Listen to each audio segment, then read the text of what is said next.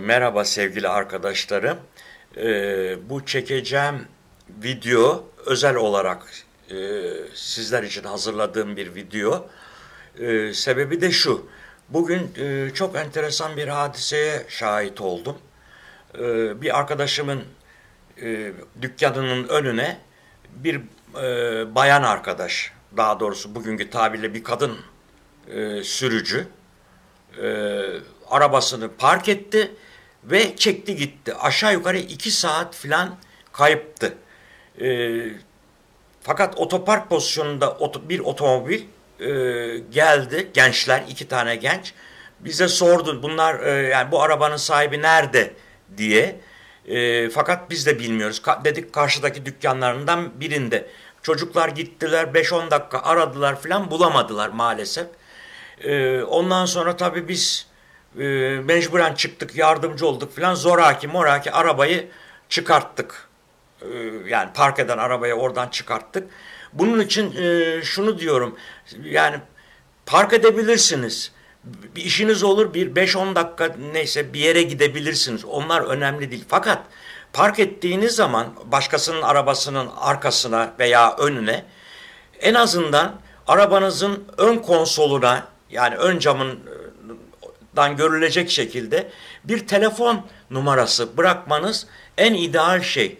Yani orada icabında telefon açar arkadaş.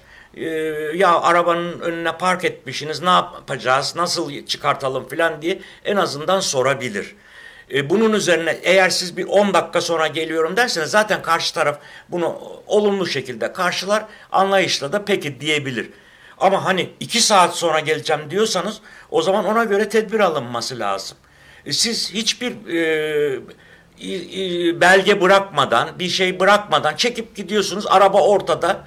Ne oluyor ve bundan dolayı da çok arkadaşlar birbiriyle takışıyor, hatta kavgalar çıkıyor. Bunun üzerine trafikten çekici çağrılıyor, bilmem mahkemelere kadar gidiliyor. Onun için sizden ricam, lütfen park ettiğiniz yere, arabanızın önüne, bulunduğunuz mıntıkaya yakınsanız bir telefon kartı, bir telefon numarası bırakmanızı istiyorum ve kimsenin de birbiriyle kavga etmesini istemiyorum. Buna dair bir de kısa bir video çektim. Onu da buraya ekleyeceğim. Beni anlayışla karşıladığınız için şimdiden çok çok teşekkür ederim. Sağ olun, var olun.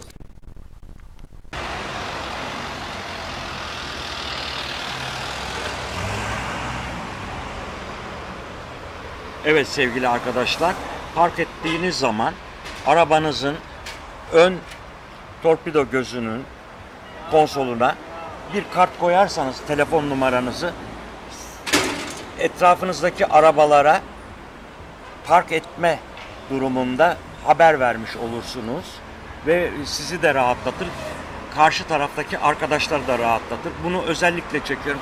Şuraya, torpido gözünün olduğu yere şuraya bir kart koyacaksınız. Beni izlediğiniz için çok çok teşekkür ederim. Sağ olun.